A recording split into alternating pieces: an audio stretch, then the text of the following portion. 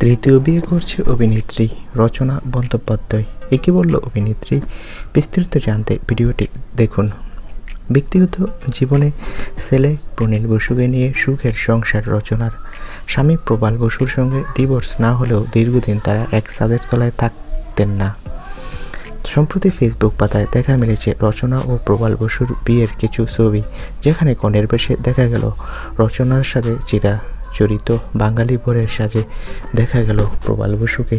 ছবিতে সিঁদুরদান থেকে মালাবদল এমনকি গায়ে হলুদের ছবিও উঠে এসেছে। এটা ছিল রচনার দ্বিতীয় বিয়ে। এর আগেও ওড়িয়া অভিনেতা সিদ্ধান্ত মহাপাত্রকে ভালোবেসে বিয়ে করেছিলেন রচনা, কিন্তু সেই সম্পর্ক খুব বেশি দিন টেকেনি।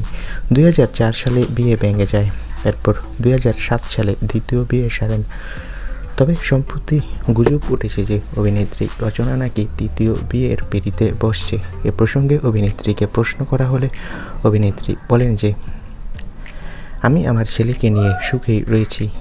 নতুন করে ঘর বাঁধলে আমি অবশ্যই মিডিয়ায় জানাবো, তবে আপাতত এরকম কোনো প্ল্যানিং নেই।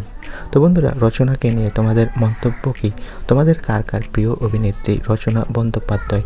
কমেন্ট বক্সে তোমাদের মতামতটি জানিয়ে দাও। আর টেলিপাড়ার সব আপডেট পেতে আমাদের চ্যানেলটি সাবস্ক্রাইব করে রাখো। ধন্যবাদ।